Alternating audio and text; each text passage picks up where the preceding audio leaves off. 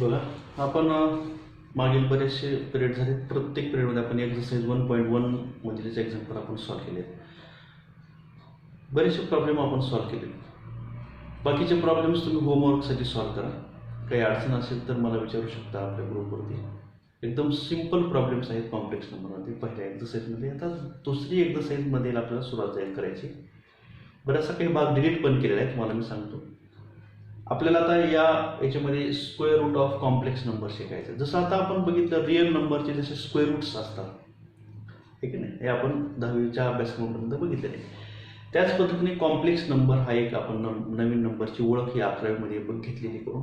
तर त्या कॉम्प्लेक्स नंबरचं आपल्याला स्क्वेअर रूट कसं काढायचं ते आपल्याला बघायचं.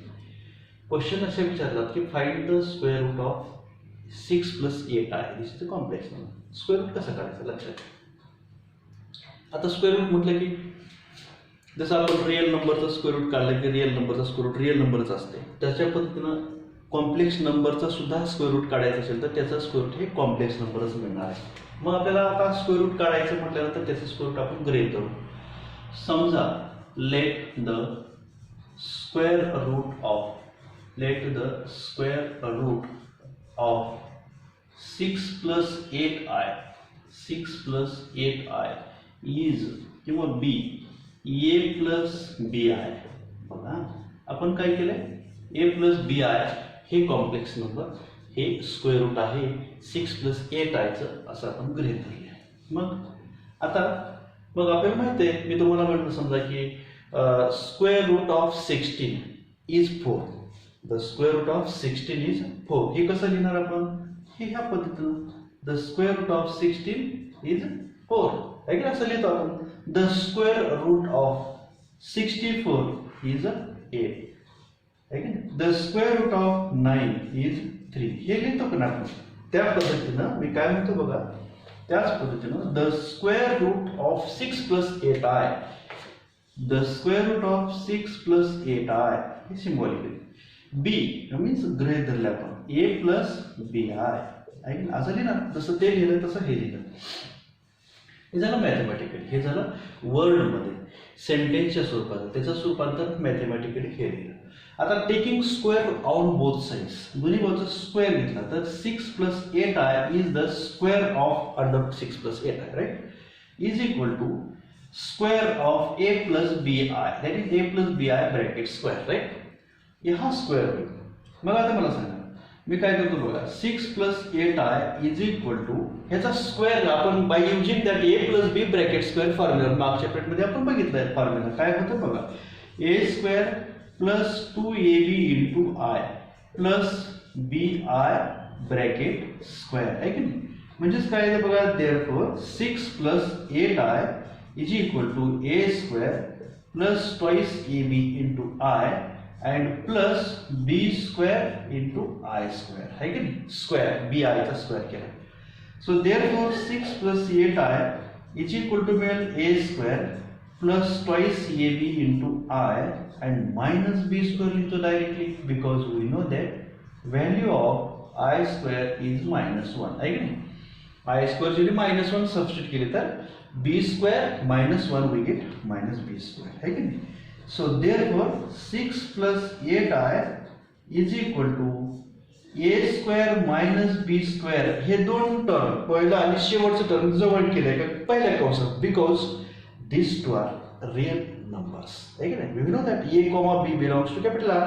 So a² - b² we get also real number, that is say that it is a real part. So a² - b² in first bracket and plus twice ab × i. This is the now imaginary number and coefficient of I, that is twice ab, is the imaginary part and this underline a² - b², this is the real part. Okay, now it becomes one of the complex number. Real part, imaginary. Okay, now here is equal to चिन्ह आहे. Is equal to चिन्हाच्या left साइडला a6 + 18i is a complex number and right side also a² - b² + 2ab it is also complex number.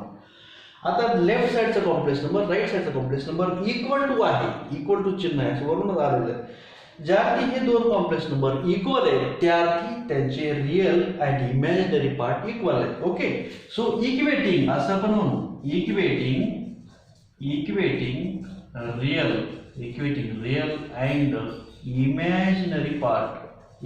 Real and imaginary part, आहे की नाही. आता दोन्ही बाजूचे रिअल आणि imaginary part equate, so we get a square minus b square is equal to 6 is equal to 6. Say that equation number 1, and imaginary part is twice ab, and that is equal to, here imaginary part is 8. So therefore a is equal to 8 by twice b, है कि नहीं. point का नहीं बगा, here put a, keep here a as it is, transfer this twice ab from left to right, we get 8 by twice b, कारण ये multiplication मध्ये. Now put this value, put a equal to 8 by twice b in equation number 1, we get बघा. So therefore a च्या जागेवर हे substitute करायचं आपल्याला. So 8 by twice b bracket square, आहे की नाही, minus b square as it is, and so that is equal to 6. Substitute केलं म्हणजे दिस इक्वेशन कशामध्ये मिळेल, b च्या स्वरूपात मिळेल. आता ह्या ठिकाणी हे 2 2 4 8 असं मिळेल, इथं 4 होईल, म्हणजे 4 by b in this bracket numerator is 4, denominator is b, so 4 by b bracket square, what we get, that is 16. 4 square, here in bracket 4 and square, 4 square is 16 divided by b square, that is b square minus b square is equal to 6. So we get 16 minus b raised to 4 divided by b square is equal to 6. काय केलं मी, taking LCM, denominator is, that is b square is the LCM, and this cross multiply b square into b square, it is b raised to 4. So therefore 16 minus b raised to 4 is equal to 6b square. समजला, हे this b square denominator transfer केले. So we get, आता आपण काय करू, हे दोन्ही बी term उचलू लेफ्ट साइड वरून आणि राईट साइडला घेऊन जाऊ, म्हणजे b raised to 4 ला प्लस चिन्ह आहे, म्हणजे लेफ्ट साइडला काहीच ठेवायचं नाही, that is 0 only remaining here, and transfer all these terms in from left to right. So we get minus b raised to 4, we get b raised to 4 minus चिन्ह असल्यामुळे उजवीकडे प्लस आलं. त्याच्यानंतर राईट साइडला असलेलं 6b स्क्वेअर आहे, त्याला चिन्ह प्लस आहे, त्याला काहीच ट्रान्सफर केलं नाही, राईट साइडलाच ठेवलेले. And this 16 from left to right काय होईल, तर प्लस चिन्ह असते, राईट साइडला येणार मायनस 16, म्हणजेच देअरफॉर b रेज टू 4. आता आपण फॅक्टर्स पाडू 16 चे, असे फॅक्टर पाडू की त्यांची सबट्रॅक्शन ॲडिशन मिडल टर्म आली पाहिजे, म्हणजे थोडक्यात it is a quadratic equation, in the b raised to b square bracket square, right? Here write down b square bracket square, असं घेऊ आपण b square bracket square. मग मिडल टर्म काय आहे बघा, फॅक्टर्स पडतील 4 4 जा 16, आहे की नाही, 16. त्यानंतर अजून आपला असं होईल 2 into 8 असे पण फॅक्टर पडतील, त्या दोन्हीचे सबट्रॅक्शन केले आपण तर हे 6 येते बघा, ऍडिशन केलं तर 10 येते, म्हणजे हे फॅक्टर्स करेक्ट आहे. 2 into 8 कसं लिहिणार बघा, प्लस, आता प्लस हे राईट साइड लेफ्ट साइड देतो 8 b स्क्वेअर, इथं मायनस, ठीक आहे, 8b स्क्वेअर आणि मायनस 2b स्क्वेअर, आहे की नाही बघा, 8b square minus 2b square, we get 6b square, and this minus 16 as it is, and right side 0. फक्त काय केलं आपण, उजवीकडचं जे टर्म आहे ते लेफ्ट साइड आणि डावीकडची फक्त राईट साइड, म्हणजे कोणतीच टर्म कोणीकडे घेऊन गेलो नाहीत आता, त्यामुळे चिन्ह बदलणार नाही, ते जसं तसं 6b स्क्वेअर हे 6b स्क्वेअर आलं.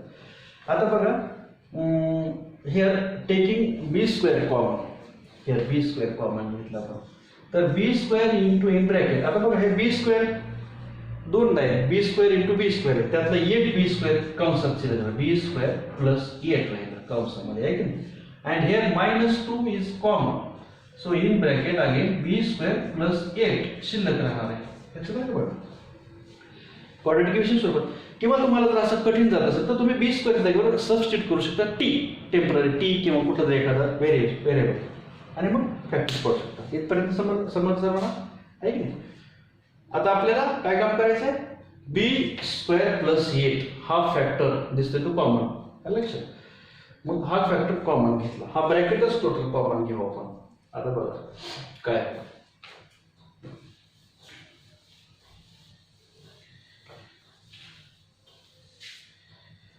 बी स्क्वेअर प्लस 8 असं आपण कॉमन घेऊ. बी स्क्वेअर प्लस 8 कॉमन घेतलं की इन ब्रॅकेट मध्ये शिल्लक राहिलं, इथून बी स्क्वेअर राहिलं शिल्लक आणि तिकडं -2 शिल्लक राहिलं, बरोबर आहे की, आणि इज इक्वल टू 0 आहे. आता बघा काय, आता B square is equal to, आता हे बी स्क्वेअर, आता काय होईल, B square plus 8 is equal to 0 और B square -2 is equal to 0 असे दोन फॅक्टर्स पडतील, आहे की नाही. ठीक आहे. आता B square is equal to -8 और B square is equal to 2 मिळालं. आता दोन्ही बाजूचे स्क्वेअर रूट घ्यायचं. आता बी ची व्हॅल्यू काढायची का नाही.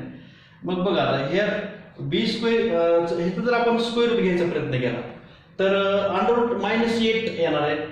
Taking square root on both side म्हटल्यावर अंडर रूट -8 येणार आहे की नाही. सम ऑफ बेस त्यात स्क्वेअर रूट घेतला तर अंडर रूट -8 येणार.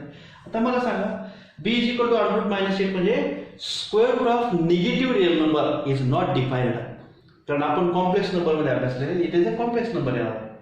परंतु b ची व्हॅल्यू ही कशी असते, रिअल नंबर आहे म्हणून सांगितलं आहे की नाही. आणि हे तर कॉम्प्लेक्स नंबर यायला आहे, म्हणजे ही व्हॅल्यू घ्यायची नाही आपल्याला, इट इज अ नेग्लेक्ट, आहे की नाही.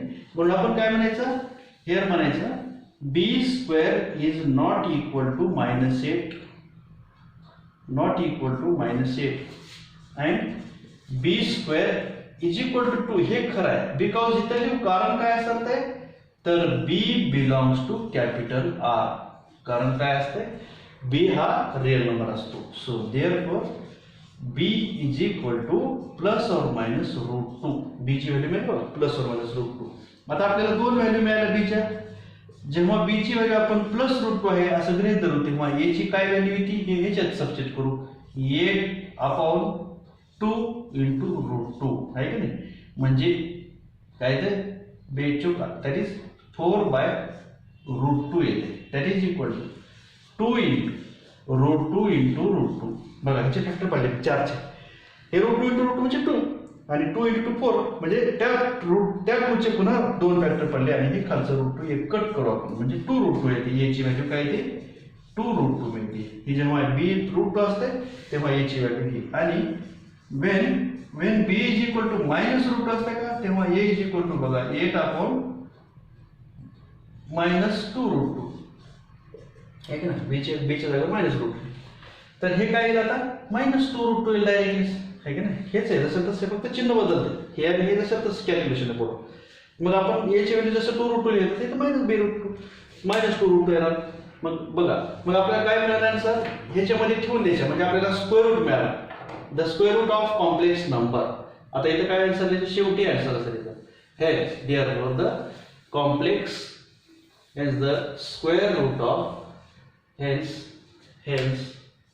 शेवटी answer hence the square root of 6 + 8i r. आता ये आले बीच्या जागी हे व्हॅल्यू ठेवायची r.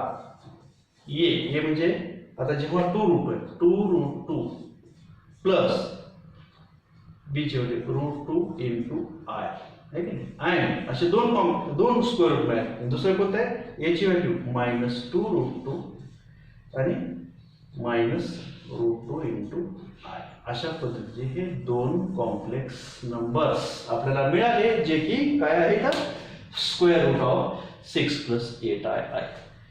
समजलं सर्वांना. अशा पद्धतीचे हे स्क्वेअर रूट ऑफ कॉम्प्लेक्स नंबरचे प्रॉब्लेम्स दुसऱ्या एक्झरसाइजमध्ये भरपूर आहेत. आणि square root of complex numbers हा भाग झाल्यानंतर तुम्हाला सोल्युशन ऑफ क्वाड्रॅटिक इक्वेशन आहे.